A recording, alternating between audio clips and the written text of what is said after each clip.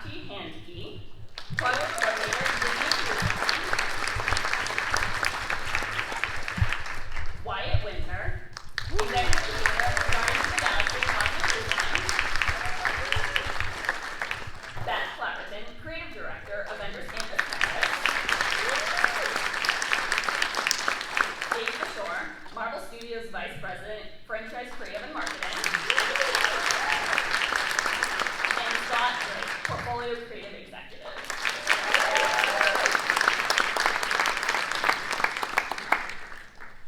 Alright, so welcome everyone. And now kicking things off, these superhero stories hold so much storytelling potential for Walt Disney Imagineering. When it comes time to dream up something new, where do you start? Like, what are your brainstorming sessions with the studio like? Well, I gotta say, I'm really excited to be here talking about this. The brainstorm sessions that you're referring to really started about 6 years ago. We had a couple attractions in development, but all of us kind of got together. We brought together a group not dissimilar to this table here, writers, artists, storytellers, because these characters, these stories, they're full of heart and humor, and all of us just rallied around how do we bring those into our parks? How do we tell experiences where it puts the guests right in the middle of the action? And I will say, they were very dynamic conversation. You can imagine sitting in front of that blank sheet of paper, what should we do with this universe that's so vast? Yeah, I mean, there's a few Avengers fans here, I'm assuming. That's how we feel. Exactly what Scott said is literally, from the studio point of view, was when we got the opportunity to work with the Imagineers, which Scott said was about 6 years ago. I mean, the conversations have been going on for years and years before that, but when the opportunity really came about, from Kevin on down, every time we have a conversation with the Imagineers around any character, any experience, anything, it's always rooted in the characters first, the storytelling, what are we doing in MCU, what is the opportunity in the park, and we come at it from the exact same way you guys would come at it, which is, what if we did this, what if we did that, what if we blew it up, what if we made it yellow? And we get to do that with the best placemakers on the planet. So for us, it's actually a dream come true. Yeah, and these all turned into tangible things. And that's why we're excited today to be talking about how these really turned into real places around the world where all of our guests now, around the clock, 24 hours a day, there are experiences with these characters. So I'm really excited to dig in. As you're bringing all these stories to life, what is the primary goal with these attractions and experiences around the globe? We're not retelling any stories, right? We are expanding the universe, and for our part, the departure point for any experience is the place you walk into. So that has been and is our first challenge with all of these projects, is where is the place that I'm going to? And creating an Avengers Campus that brings all these characters together to champion us, the next generation of heroes, to step up, become something more. Or as you'll learn in Epcot, how we authentically tell a story from Epcot and Xandar, putting those two things together. So much of our conversations, and we joke, there's some amazing environments in Marvel Studios films, but thank you, you blow them up at the end of every film. So we have to start over in the parks. And just to add to that is I think me being a fan as well, but being lucky enough to work at the studio is we do get to blow stuff up, which is fun. But it's more fun to be able to work with this team and these amazing people and creators and innovators and storytellers to actually make those places real in the real world. Avengers headquarters is real. You can go to it. It's amazing. To bring Xandar to Epcot in an authentic way that fits within the story of Epcot, as Walt brought it up, that Xandar is bringing their culture to Earth to teach them about where we come from and how we fit in. Wyatt obviously filming some of those things, but just the idea of a Quinjet, the real physical Quinjet that was actually, if you do your digging, is in one of the films. You got to really dig hard though. But that for us is the really exciting thing is that it is now what the fans see, what we're so passionate about in the studio is just that authentic storytelling really brought to life.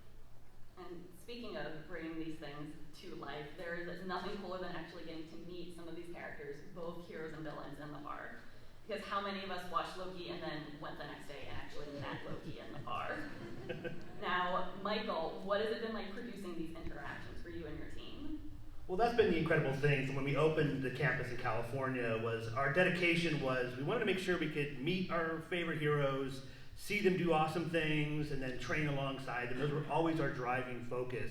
And we wanted them to be relevant and up to date as well. And I'm a fan also. I'm a huge nerd for years. And to me, I always wanted to make sure that there was something there for everybody that loved our shows or our films. And so in the past, I mean, this has really been about a year and a half now, we've had over 30 new heroes appear in our campuses in California and in Paris. I mean, 1/10 of them are Loki variants, but still, a lot of heroes. And I mean, as a fan, like I said, I never imagined I would get to see Moon Knight in our park, let alone Mr. Knight in our park. And being able to be relevant, up to date with what's happening, and obviously someone like Scarlet Witch, who we knew was in previous Avengers films, and then talking really closely and working closely with the studio, we knew she was going to be a big piece of what was going to happen in Multiverse of Madness. So us being able to plan ahead to think about how these characters will affect what we do in the campus and how they can affect our guests coming into a campus, that's been the most exciting piece about bringing this together for the first time and doing something that we've never done in any park ever to be this relevant, to be able to day and date launch a hero you just saw on a show or a film, to be able to meet them in person or see them do something really cool is really a game changer that only this brand and only these stories can help us bring to life. And the other piece of this that's so important to me is that the studio's done an amazing job of bringing new characters to life that represent the wider swath of our audience. So we're bringing characters in that you can see, that you see yourself in for the first time, and we're relevant to the sense of the diversity, including people that haven't seen themselves represented as a hero in the past. So, I mean, being able to see guests in the park get emotionally connected to seeing America Chavez show up for the first time was one of the most moving things I've ever seen, right? Because there's people that now have seen somebody that they are so connected to from the comics and stories from before and feel like they have a kinship to, and they feel they see themselves like Shang-Chi and the Eternals, and be able to see those characters real life in front of them is just really the unique, exciting thing about what we do here every day. And with that in mind, we have more cool stuff coming, and in fact, I can make a huge announcement for you for the first time here. So we have a little movie coming out, I don't know if you've heard, it's like Black Panther 2, Wakanda Forever. It's a little movie. So we have big ideas in mind, but the one thing I can announce today is that for the first time in our parks in California, you will see M'Baku on November 11th. Zara M'Baku. So you can meet him and see him in the park the day Wakanda Forever opens. Yeah, pretty exciting. Now let's watch a little few videos.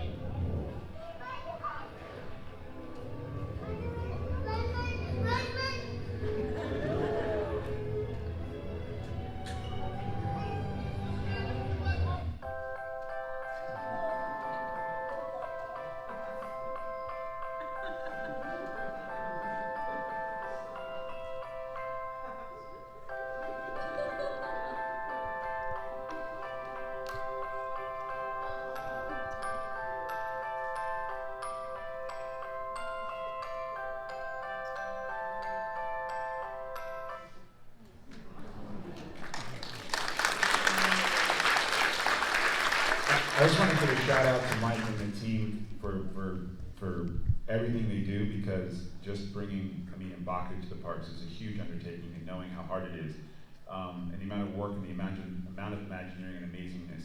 And you get moments like that because of all the hard work the Imagineers do, and it's unbelievable to see. I thought it was one of the most powerful things I've ever seen videos like this, but you see it all the time in the parks, and that's a huge shout out to this whole team and everyone at Imagineering for bringing these to life. From a Marvel perspective, it's really that moment's happening every day. It's a normal Tuesday. That moment's happening every day with Zombie Cat too. It is, that too. And a different kid. Different kid, yeah. Where's the Walking Dead thing? And these are all extraordinary characters. What has it been like getting to introduce some of these innovative new ways of bringing them to life in the parks? Yeah, when we first started this whole process, there was so many characters. I think Scott said yesterday, there's thousands of Marvel characters, so we're barely just getting started here. But what's really unique about what Imagineering can do to help bring these heroes to life is sort of that difference maker of seeing these characters do things that we couldn't imagine ever seeing. So obviously one of my favorites, and I think one of your favorites, is Spider-Man. If you know, this Spider-Man is our unique Spider-Man is created entirely for our parks by Ryan Meyerendine, who works very closely with the studios and creates all these amazing character looks. This is our specific Spider-Man that we created for the first time we ever created a character entirely for our parks. But that wasn't where we wanted to end with Spider-Man. We knew Spider-Man is the most important character to so many people, and really the most popular character in the world, really. You go anywhere, everybody knows who Spider-Man is. But our challenge was, how do you bring Spider-Man to life? I mean, you saw, meeting him up close is one thing, but getting Spider-Man to do what we want to see Spider-Man do. And honestly, my whole life, I've watched Spider-Man from back in the Amazing Friends era through numerous movies. And the one thing I never thought I could envision was being able to really see Spider-Man fly in the air and do those cool things. And thank goodness our Imagineering research and development team took that challenge on and said, well, we think we can pull that off. And I said, well, I don't know if you can pull that off, but let's try it. Let's throw a stick around and see if that works. So we're going to show a little video here that shows sort of the process of how we brought Spider-Man to life for you.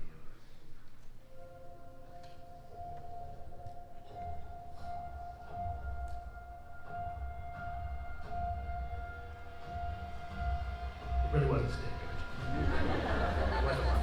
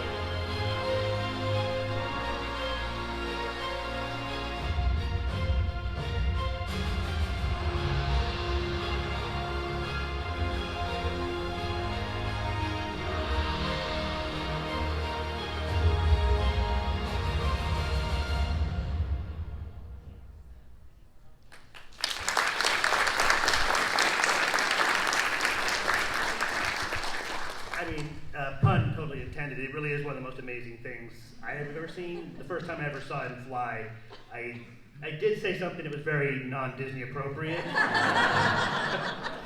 And then I turned to the team and said, can I see it like 10 more times? It was really very cool. It really was like witnessing history of it was kind of scary. Like they're like, maybe we'll try to do this next time. And you're like, that's never gonna work. And then they would come through and you're like, that is amazing.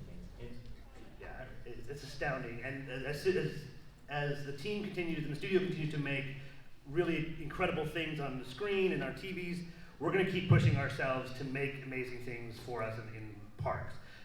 You might have seen a recent pretty large arrival in Avengers Campus where the Hulk arrived, again, entirely because of our Imagineering team has been able to bring things together to make characters like this arrive. So keep your eyes open. We're going to keep working on this. We're going to keep challenging ourselves and challenging our guests to demand more of us and us to see the things we never dreamed we could see in person for the first time. But now, speaking of some of these iconic characters, the Walt Disney World Resort in Orlando, Florida, we're at Epcot with Guardians of the Galaxy. Vandarians, not roll off the tongue, have come to Terra. That is, of course, Earth.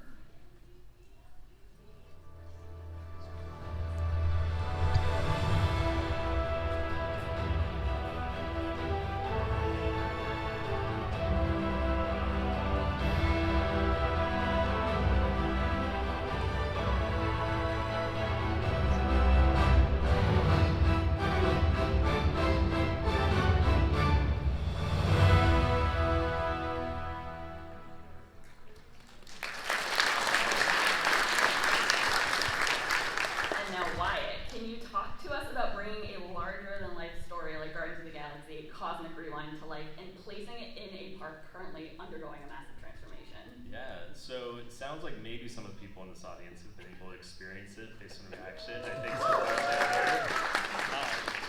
this was, as Scott said, we've been working on this one for several years on this project from beginning to end. And the kind of taking this real world that Epcot represents and the fact that these stories take place in our world too is something that was really important to us, to try and mesh these two together, make it feel like it was at home at Epcot and that story, but be true to Guardians. And so it was fun to bring that Xandarian science and mash it up with the science that we all know and start to tell that story and really tell the story that we are all more alike than we are different, and kind of really connect us together.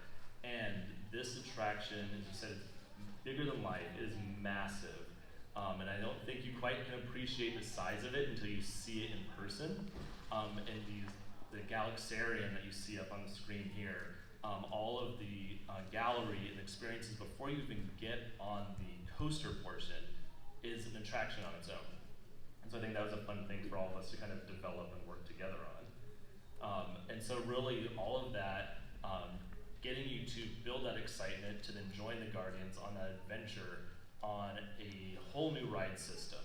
And so I was lucky enough to work with our ride teams to develop a brand new system that we were able to patent called our Omni Coaster.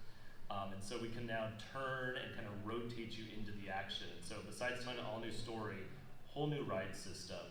And we kind of, as we started getting to do it, we wanted to is this gonna work? Is this gonna be fun? Because it's something no one's done before.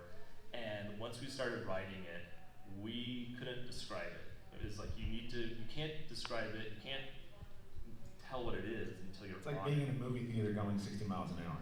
That's what it's like. Yeah. I mean, to that point, when you're on it, those the media, the environments around you, these are larger than IMAX screens. It's longer than a football field of content that you're looking past as you are flying with the Guardians to go capture the cosmic generator and do this whole adventure. And so that was a fun part of this, is like nothing else has been done before, just the scale of it. But that ride system, until you're on it, and as again, some of you have done it, it is something totally unique and different. And one of the jokes that we said is we wanted to feel like you were not connected to a coaster. And if you tell that to a ride developer, an engineer, that freaks him out. I'll say that. We said, no, you're staying on the ride. You're safe, but you want to feel like you're floating and flying through space. Yeah. And with everything you're saying, everything is just so big about Guardians of the Galaxy Cosmic Rewind. What else did your team help develop for it? So probably one of the biggest characters out there, Isan the Searcher. So he made an appearance in the first Guardians film. He looked a little bit different in that one, but then we got to work with Dave and his team to kind of bring him to life in a new way and continue that story a bit. So this was a fun, really collaboration with the studios and with our WDI team to have a unique villain here that hadn't been seen anywhere else. And I'll add to that going back to the brainstorms, this is one of the most dynamic conversations about who was the villain for this attraction. And every part of this is, trying to, for everyone that's experienced it, you know, but even just talking about this for 5 minutes, there's no way to talk about all the development, whether it's just the ride, or whether it was the story, whether it's how we worked with James Gunn, but the villain and how many different villains we explored, and then when we settled on, how about a villain that's larger than a planet? It's like, how are we gonna fit that in the box? And that was crazy. The villain is larger than a planet, but when you're standing next to Terry Crews, one of the new characters, it's totally different. That was fun, working with Terry and Glenn Close and bringing them back, and James, of course, obviously, and all the Guardians. But that's probably my favorite thing about the attraction, is getting to work with Terry and his story that he told us on set, and the bringing new characters to the parks, totally based off of what we need to do in the films and all of that. That's the fun crossover. It was fun because Terry, he loves the parks. He loves Disney parks. And so he was telling us stories about going to the parks as a guest. And so that was fun for us to kind of be part of. He's like a kid. Yeah. It's great. He was telling us more about pirates in Shanghai than I think we knew at times. But I think that, just the star power across this attraction, the all the Guardians back. Glenn Close. I mean, what attraction has Glenn Close in it to be part of it? And so was really fun to be bringing them to life and see their excitement and know that they're gonna live on forever as part of this experience. And now, of course, we can't talk about Guardians of the Galaxy Cosmic Rewind without talking about the music. Is there anything else you could share? Yep. So that was a big fun part of this whole experience, was figuring out what songs you're gonna hear on the ride. We knew we wanted to have a unique soundtrack that was different from the films, but another unique soundtrack that we will be debuting this holiday season is a new holiday remix that will play at Guardians of the Galaxy Cosmic Rewind.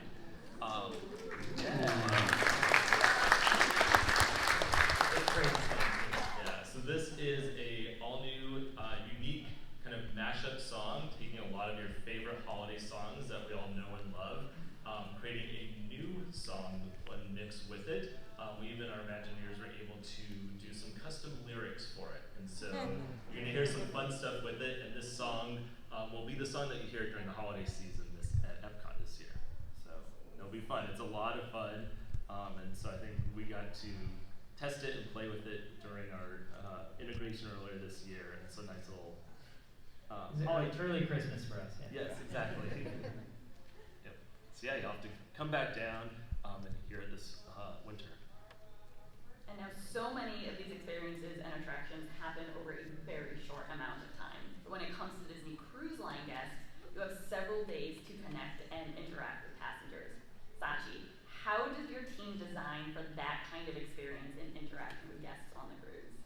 Yeah, well, I mean, if anyone's ever cruised on Disney Cruise Line before, I know you have, Rachel, but has anyone else cruised with us? So you know that you have a little bit longer of a time in these immersive spaces. And you also know that when it comes to immersive storytelling and placemaking on Disney Cruise Line ships, traditionally that's really been sort of like just encapsulated in Disney's Oceaneer Club, which is the kids club. And we've never had the opportunity before the Disney Wish to really do a deep dive into placemaking in spaces for adults. So we were listening to all of these comments and feedback from the parents of these kids saying, hey, you know, I get to go into Disney's Oceaneer Club and train in Marvel Superhero Academy during open house hours, but where's my Marvel space? Where do I get to play when my kids are in there and it's on lockdown? So we created the Worlds of Marvel restaurant, and in there we knew we wanted to deliver a Marvel cinematic dining experience. And so we had three main guiding principles when it came to delivering this story within this space. First, we knew that it had to be rooted in truth, both from a Disney Cruise Line perspective and an MCU perspective, right? So we knew that we needed to have enough references to Disney Cruise Line for the people who love to cruise, but we also needed to have these Easter eggs for people who love Marvel. And a couple of those references went viral in social media. Is the Ant-Man one you're referring to? Yeah, Paul Rudd brought the adult version. Yeah. So we knew we wanted to have characters in this story that were relevant to the future of the MCU, right? So we knew we needed to have Sam Wilson, Captain America. We knew we needed to have Ant-Man and Wasp. We knew we needed to have Ms. Marvel and Captain Marvel delivering this story. So that was the first guiding principle. The second guiding design principle was that we knew that this had to take place on the ship, right, in very recognizable spaces. So we wanted the kids, when they sat down at dinner, and the grown-ups, when they sat down at dinner, and go, hey, that's the lab we were in earlier today. That's the Marvel Superhero Academy. Oh my gosh, Ant-Man and Wasp are coming to us from this space that we were on the ship. And when it comes to the finale piece, we wanted everyone to instantly recognize the upper decks and realize that, leading into the third guiding principle, that this is happening in real time. Like, 7 decks above us, this climactic moment is happening. Ultron and his sentries show up, and thank goodness for the multiverse for having Ultron come and be our villain. This was happening immediately right now. It's so great to have this level of immersion in the Worlds of Marvel restaurant for Avengers Quantum Encounter and just have these red alert situations happening so you feel this heightened situation. We always said that if like the kids jumped up and tried to run out of the restaurant and go up to the upper decks and help save the day, this was going to be a true win for us. And it has happened. Like kids are super pumped after the show and they just want to go straight back to Marvel Superhero Academy and keep training so that they can kind of fulfill their superhero destiny. And the great thing too with our creative team is they really peppered this extra layer of detail into the Marvel Superhero Academy, so that when you're in there, you see these little details like this note from Scot that you may not have seen before.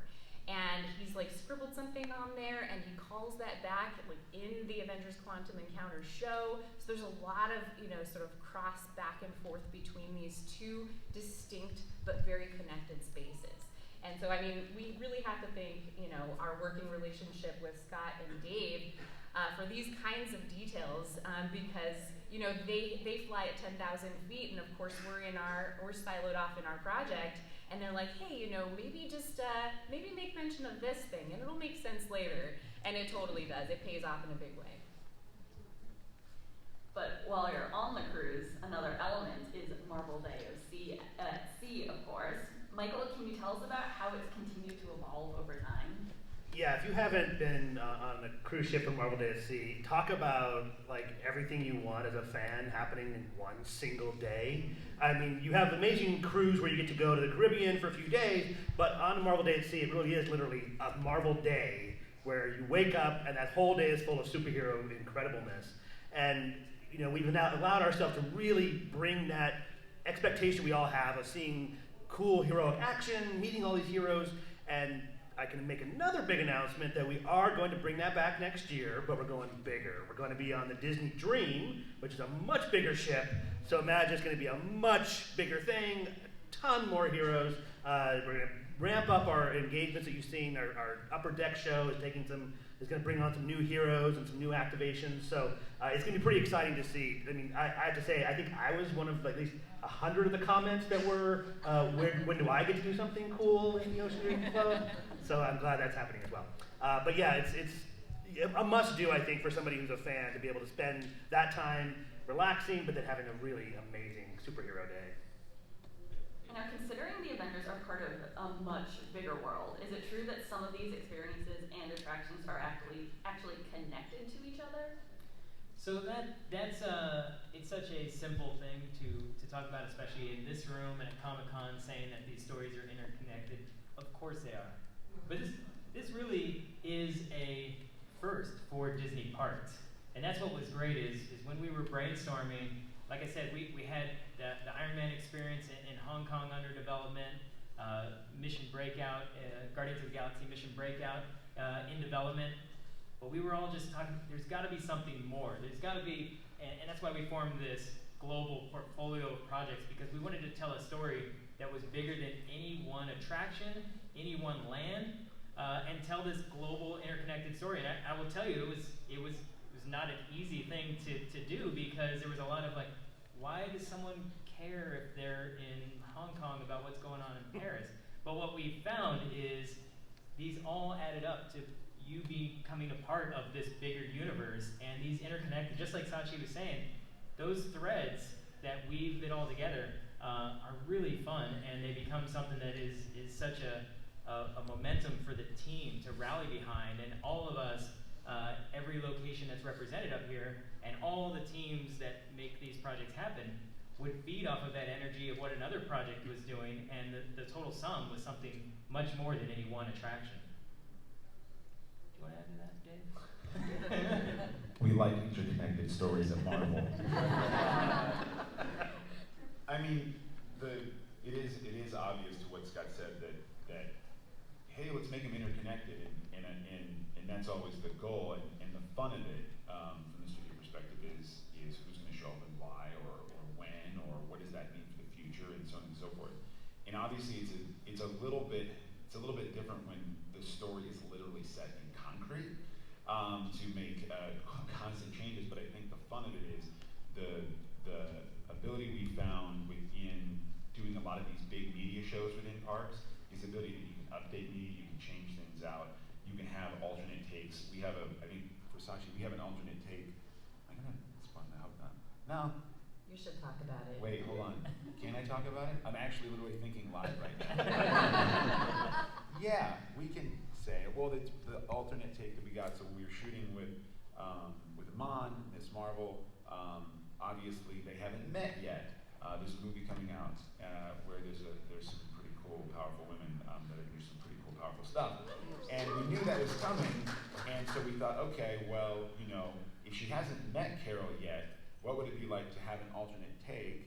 Maybe you'll get to see that if you go on cruises at some point, where the one that is playing now, she hasn't met her, and so it's really fun because Carol's there, she's with Sam, she flies off. Miss Marvel walks in. Was that Carol? Did she do photonic blasts? Did she go? And Sam's like, I don't know what you're talking about. And it's great because now we have alternate takes that will come out as the stories get updated and as the films come out. And I think the idea of that global portfolio and how we do that is the idea that, like what I was super excited about, which blew my mind, is that when we did Ant-Man and Wasp Nano Battle in Hong Kong, and I asked the question of, wait, it's connected to the Iron Man experience. And you're like, yeah, and I go, is that the first time that's ever happened in the history of parks? And we were like, I think so. Yeah. So that was a fun conversation to start, and then just as the global portfolio has begun to expand with Avengers Campus in California, with Avengers Campus in Paris, which I know we're going to talk about a little bit, is how that story that we did on Cruise Line and how we did the media for all of the other attractions starts to come together. I think we have a little clip. For Avengers Assemble Flight Force in Paris. Yeah.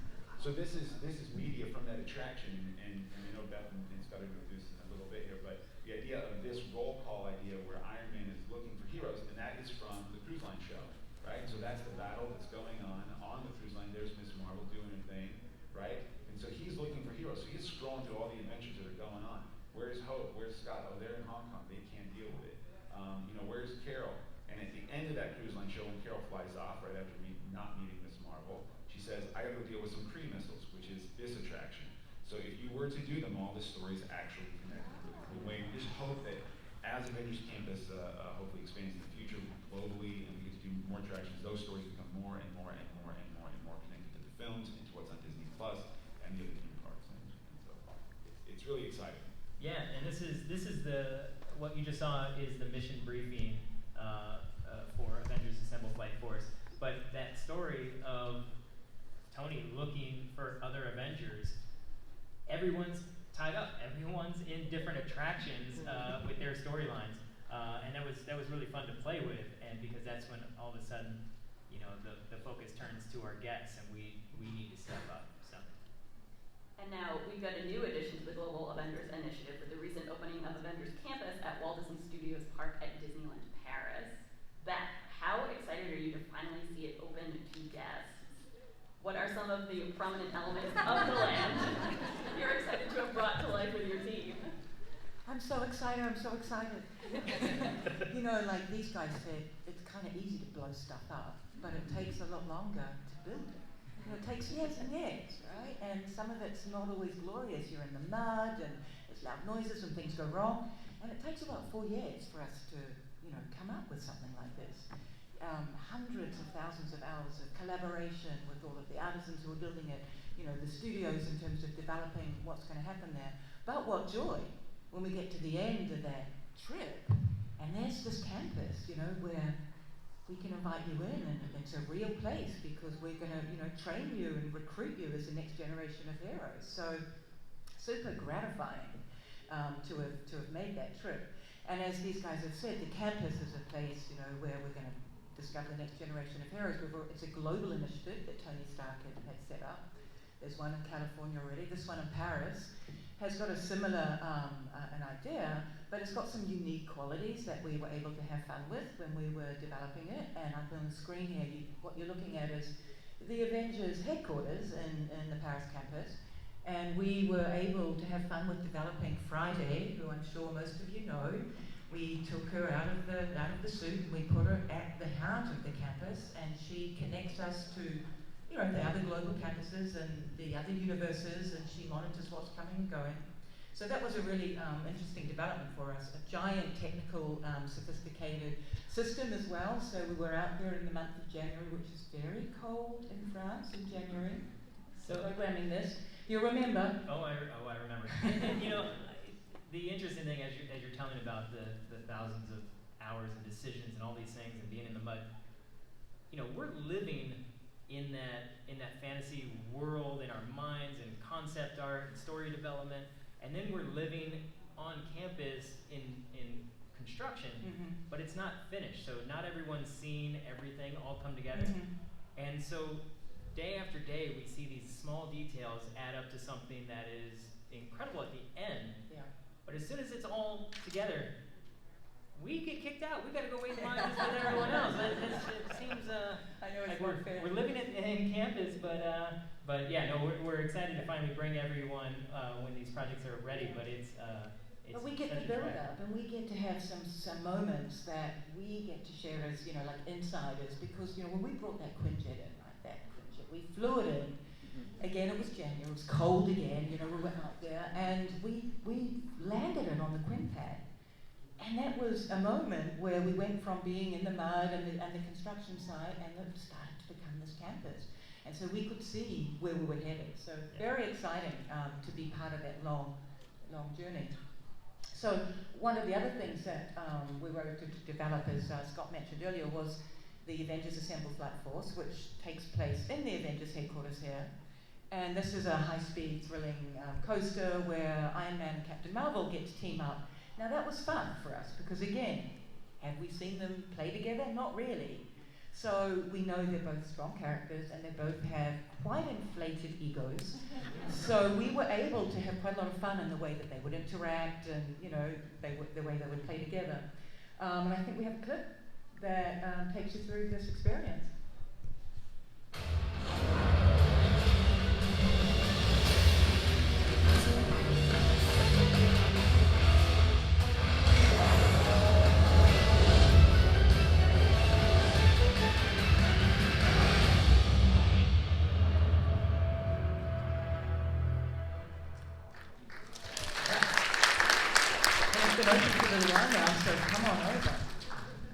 So our next, we do have another attraction, as we talked about earlier, Spider-Man.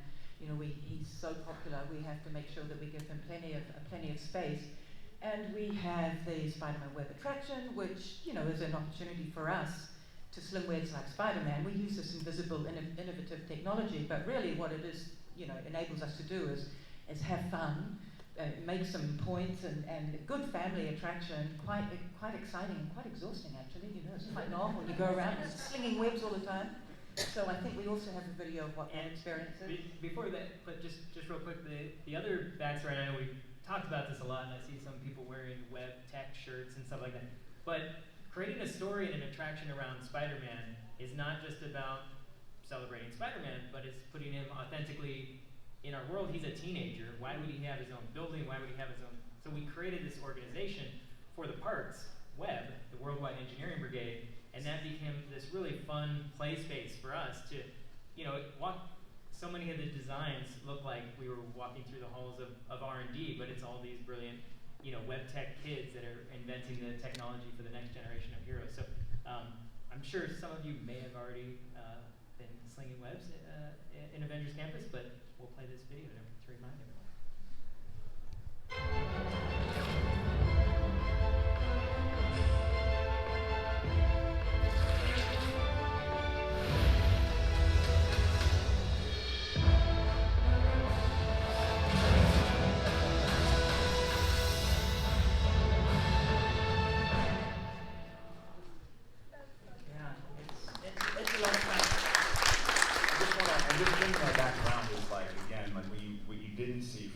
What Beth was talking about with Flight Force was just in the short clips, because we're obviously, we'd sit here all day, but is Brie Larson right at the heart of that story alongside Iron Man, and Brie's excitement to be a part of it, and then with Webb is Tom Holland's involvement in that it is Tom Holland, it is Peter Parker that you see in the films, it is Captain Marvel, and he does speak French. He does speak French. He does. Actually, it took a few years to teach him, but he does. But what's great for us is something like Flight Force, something like Web. Those conversations go both ways, and we're having conversations from the studio side about, is that a thing? Could that be a thing, right? Flight Forces, that's a cool name. We could use something with that. Web is cool. So there are some fun conversations going with some of that, and I would say stay tuned to some of the upcoming shows and films, because you may see some of these things make little cameo appearances. That's what I think what's so great about this collaborative group of people and everybody that brings these things to life around the world is there is this massive conversation from Marvel fans that if you go, it's going to be authentic. Like, Yeah, and just to wrap up the campus in Paris, I mean, you know, what a great job, right? Imagineering. We really do get to build these places and to bring you into them. They're real places. It's a real campus. We're going to train you. The superheroes are real. So, you know, this is really challenging for us. We have to maintain that authenticity throughout every detail. But what's really interesting also is how we build in all of the, you know, the core philosophies of the Avengers into these experiences, so that we provide you with the opportunity to become part of something bigger, if you want to actually, tap into your inner hero if that's what you want to do. You know, work together. We're working together. We're stronger together. So we want you to leave the campus, not only have interacted with all of the, your favorite heroes, but really with this optimistic note about we're something bigger and better together. I know, speaking of being bigger and better and becoming your own hero, we got some pretty exciting news at D23 Expo a few weeks ago about the future of Avengers Campus at Disney California Adventure Park. Yes, we are just as excited. We're up here talking about a lot of things that have opened around the world. This is the canvas. This is now the sandbox that we get to play in, and we are busy. In California specifically, we're very excited that we're expanding the campus in a big way, and the multiverse is coming to campus, and that gives us what? What was that? It gives us so much opportunity to tell stories in the multiverse, and we've been planning that sandbox and the sharing of realities, but we can really go overtly into that now and have multiple versions of characters and variants of characters, and that's what's so exciting. Yeah, I mean, you already see it. It's great. I mean, the idea that what's for us at the studio in the multiverse and what it provides is opportunity, right? And that's really the house of ideas and Marvel and everything is that really great opportunity that's always there. And like even the things that Michael and team have done with Zombie Cap, I was making a joke earlier, but I would look into it. But the idea that Zombie Cap can step out of a what if show and into the land, the idea that Hulk can time travel and he can authentically be there in between his mission in Avengers Endgame, right, and then go back, and that's an authentic conversation. And now we get to only take that to bigger heights and levels, as sort of as I was saying before, is that we've set the groundwork, and so now it's just about how big can we go. And again, just to what I was saying to Michael's team, and bringing all these characters is, bringing all the heroes together. That's an angel story within Marvel, obviously, but what are we bringing together for it? It seems like some people knew what we were talking about, but it's bringing together to fight one of the biggest villains, if not the biggest villain, and to Scott's point, variant version of Thanos at Avengers Campus. And we're really excited for this because it just gives us the opportunity to tell a whole new story with him and bring him into the campus. I'll get in trouble if I keep talking, because all the things that my boss is like, here's what we want, get them to do this. I'll just promise it, and then Scott's team will have to deliver on it, so I'll stop talking. But no, we're really excited about this because I think it does allow us to tell a variant version story of Thanos that will be there for a long time and offers a lot of opportunity because of the multiverse. Let's see how clever I can be without getting in trouble too. So what's exciting about Thanos? This is the biggest villain to ever hit the screen, right? And such an epic character, and to be able to not just say we're bringing back Thanos, but we're bringing a variant, so we're expanding the universe again. And this is one of the 14 million that won, right? So he comes back and he has a whole different reality. And what's fun is we're creating an attraction around this, similar to the conversation that that we had with Wyatt about a very large villain. Well, this is a very powerful villain, and we're going to need everybody. All the training that we've been doing on campus, all of us as new recruits, we're going to join this battle, and it's going to be an all-new attraction. More details to come. Don't get in trouble. Don't get in trouble. But yeah, no, this is an all-new ride coming to Avengers Campus, and we're very excited to continue to roll out details over the next couple of years. I think you see what, I mean, for me, what was so exciting when we started this conversation was I got to go to Ryan and say, hey, just all of it. And there was a lot of stuff that we actually had to take out because it literally didn't fit. But what was fun was when we started showing this around the studio was, you know, Spider-Man freshman year being in there. Man-Thing is in there. Werewolf by Night was in this before Werewolf by Night was on Disney Plus, before we announced at A23. You know, and I think this is just a very small taste of the promise of what that story can be, and the idea that it's a King Thanos that won, and you're going to need a lot more and different adventures to take it down. And then we're right alongside that. It's just so exciting for us. I'd love to say more, but I got to get back to work and finish this. But before I let all of you go, it sure sounds like the sky's the limit with all of this stuff. And when you think about it, Avenger stories have only really been in the Disney parks for the last few years. Where are you excited for everything to go next?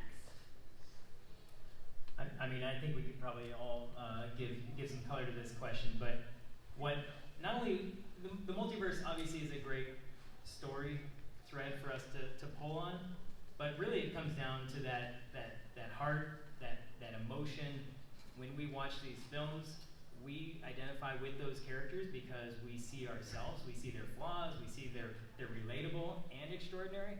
And I think all of us ask ourselves, like, what would I do in that situation? And we continue to ask that question in every brainstorm for new development, new ideas. How do we want to put guests right in the middle of that question, and how should we answer it? So, it continues. Yeah, I think what's so great is it's so fun. Like, you know, it's work to kind of bring these things to life, but we get to really just dream fun things. And we want our guests to have so much fun in our parks. And to me, I just want to see more of that cool stuff, right? We've all had a rough couple of years, the past few years. So let's just have a good time and really just play with our heroes and watch our heroes do cool things. That's why King Thanos is coming. Fun. Exactly. All of the fun is coming. I mean, you never know. He's a variant, but he's got a different perspective. Yeah, Like the maybe baking, he like wants to the have a Great party. British Baking Show. He's supposed to hang out with us for a while, and you know, chill. And do you have, I mean, we all want to know this, do you have any pro tips for high scores on web slingers? Yes, pull things. Oh, yes. Grab them and pull them. Grab and pull. More points. Gold spider butts. Gold, yeah. Go for the gold. Yeah. And work out as much as you can, because it really does hurt your hands. It is a heck of a workout. Right. There's a lot Wear of light hidden, clothing. Yeah. a lot of hidden spider bots behind. You got to move things out of the way Yeah. to reveal spider bots. And now one more pro tip. Anybody, so for us to know how to get like September when we're writing Guardians of the Galaxy. That is my favorite one. There you have 6 different songs, so 1 in 6 chance to get September as they rotate through. So, But it doesn't. If you ride 6 times in a row, you are not guaranteed to get that. yeah, it's true. Not again. Yep, all the trains have all the different songs, so when you hop on, you'll get it. So that was half the fun of this, figuring out the songs. We tested over 100 songs on the attraction. I've now ridden over 564 times during the testing. But you're not counting. Him and Alex had a counter. Yeah, we had a counter. There's a competition among some of us on the team. I mean, that attraction has more show than, you know, some lands just within that show box. So the amount of time that the team spent in that to dial it in was incredible. You don't want to fast pass that ride. No. That is not one you want to fast pass. I mean, I've been on a 12